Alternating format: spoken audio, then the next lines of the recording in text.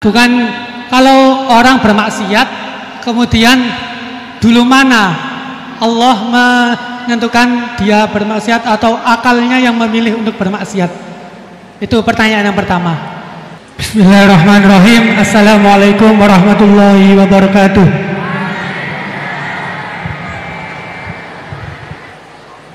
Langsung saja, ngapunten Gus. Di sini ada beberapa pertanyaan yang agak masih grundel di hati gitu. Soalnya belum dapat belum dapat jawaban. Yang pertama mengenai dari tadi penjelasan dari Gusti Allah menciptakan hamba di dunia ini, ada yang taat dan ada yang suka bermaksiat gitu. Mengenai takdir Allah Subhanahu wa taala, Allah menciptakan hamba-hambanya dengan variasi yang berbeda. Kemudian manusia diciptakan dengan dibekali dengan akal untuk membedakan dari setan dan juga malaikat. Kemudian pertanyaan saya, dulu mana Gus antara takdir yang ditentukan oleh Allah atau pilihan akal kita gitu. Begitu intinya.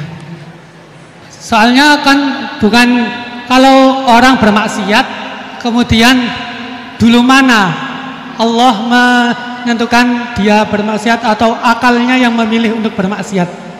Itu pertanyaan yang pertama. Untuk pertanyaan yang kedua,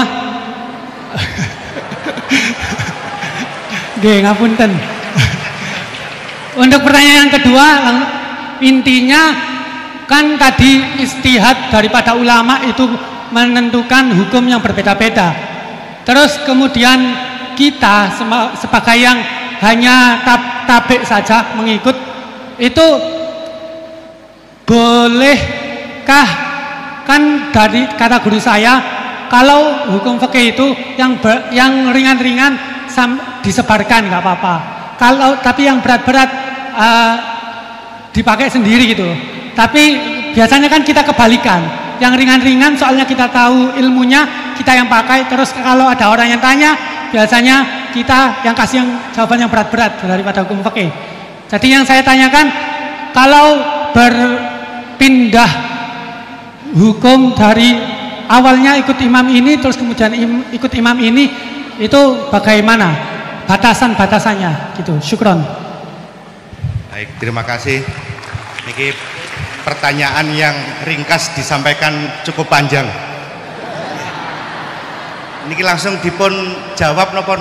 Oke, monggo Yai. Ini tadi hoax itu, saya waktunya tinggal 10 menit, enak saja.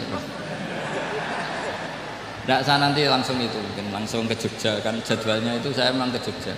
Baru ini saya ke Jogja naik pesawat, gara-gara hormat ke Mas Bukin. Sepanjang hidup saya nggak pernah ke Jogja naik pesawat, baru ini nanti rencananya naik.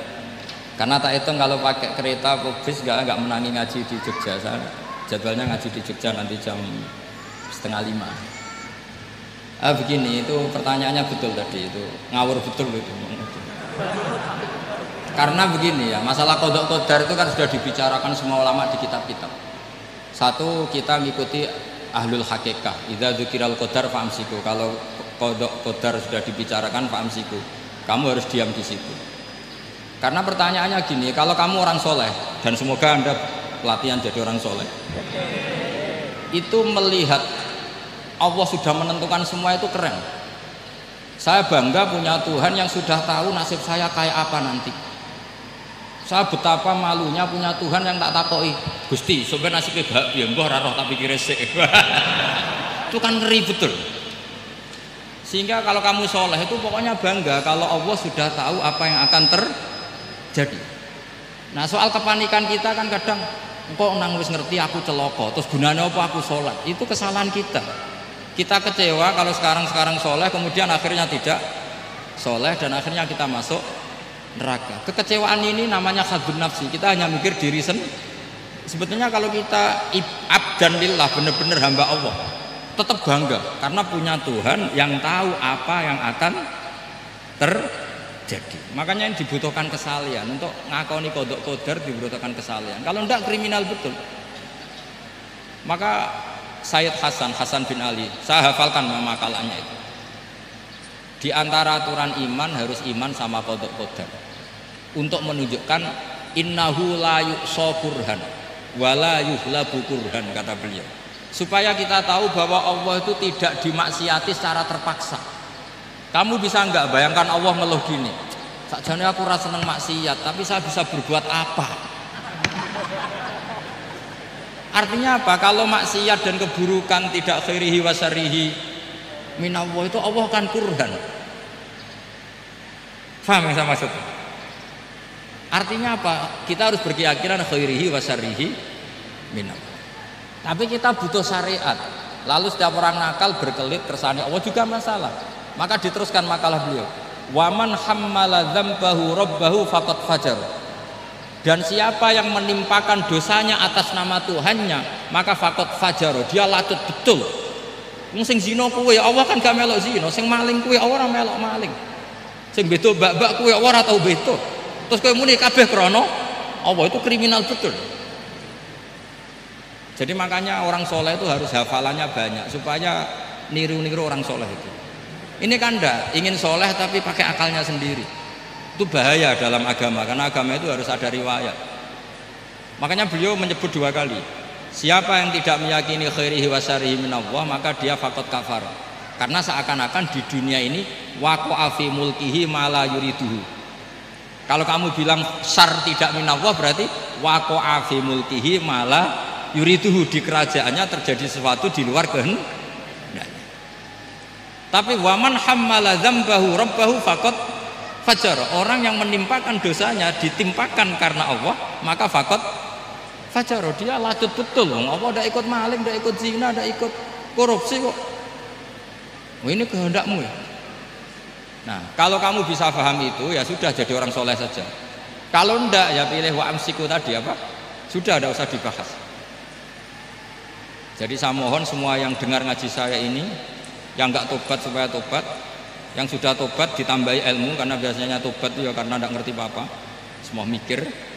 Itu makalnya Sayyid Hasan bin Ali, cucunya Rasulullah SAW, dan itu diamini oleh semua ulama. Saya pernah ditanya seorang rektor, enggak terima dosen, enggak terima mahasiswa, rektor tanya, Gus, yang benar itu Jabariyah apa Qadariyah? Jawaban saya lucu, sementing soleh dulu, kalau setelah soleh kamu enggak apa-apa Jabariyah atau Qadariyah. Karena setelah kita soleh, perasaan kita gini, qaddaronillah ala sholat, saya bisa berbuat apa di depan kehendak Allah. Sehingga perasaannya orang soleh ketika mengatakan al-abdu majbur adalah mengatakan la haula wala quwata, asal soleh loh ya, asal soleh. Tapi kalau orang itu tidak soleh, dijawab apa saja ya berengkel loh. Umpamanya natine ra tau tenang sama Allah. Qadariyah juga sama, ini penting. Misalnya ada orang soleh Qadariyah, mesti cara berpikir, oh pangeran ku adil ya, sing sholat diganjar swarga, sing zina diganjar neraka, sing ora nyolong diganjar swarga, sing nyolong diganjar neraka, kan adil. Mosok sing nyolong dilebokno swarga, sing sholat dilebokno neraka, kan jadi lucu. Artinya ketika dia Qadariyah juga ingin membaca hikmahnya Allah bikin aturan. Asal soleh, salah lagi asal. Jadi orang itu setelah soleh itu bisa improvisasi sendiri. Makanya ini pentingnya ayat innalladzina amanu wa amilus sholihat yahdihim rabbuhum biimanihim. Orang setelah iman nanti akan ditunjukkan oleh imannya untuk mengelola was-wasnya setan. Misalnya saya itu termasuk kiai yang terkenal kalau diundang susah. Karena saya fanatik fikih, saya punya ibu, saya punya pondok, itu artinya punya kewajiban. Yang bisa mengalahkan kewajiban adalah kewajiban sing akbar, yang lebih besar. Nah ini mau diundang mahasiswa ini kan jelas tidak akbar. Nanti maksudnya tarkul wajib di ajli sunnah, wah kriminal saya. Meleburi bapak meninggalkan wajib demi sunnah. Ya jelas ya, jadi kita harus terlatih dengan bahasanya orang-orang soleh. Kalau tidak masalah besar, masalah qada qadar zaman sahabat itu sudah terjadi perdebatan. Terus ada yang cerita, ada riwayat idza dzikira ashabi fa amsiku wa idza dzikiral qadar fa amsiku. Kedua masalah ijtihad fikih itu nggak apa-apa, memang dari awal furu'iyah kan, dari awal furu'iyah. Kalau nuruti ijtihad gini, kalau ada mahasiswa tanya sebaiknya dijawab apa enggak? Mungkin sebagian narasumber sebaiknya dijawab biar marem. Terus sebagian narasumber sebaiknya nggak usah dijawab. Wong mahasiswa ben pinter kok apa-apa takok, gak mandiri. Itu namanya ijtihad. Jadi kalau furu'iyah itu mungkin sekali. Ya ini saya masih punya waktu 2 menit, masih satu pertanyaan itu hoax tadi yang 50 menit.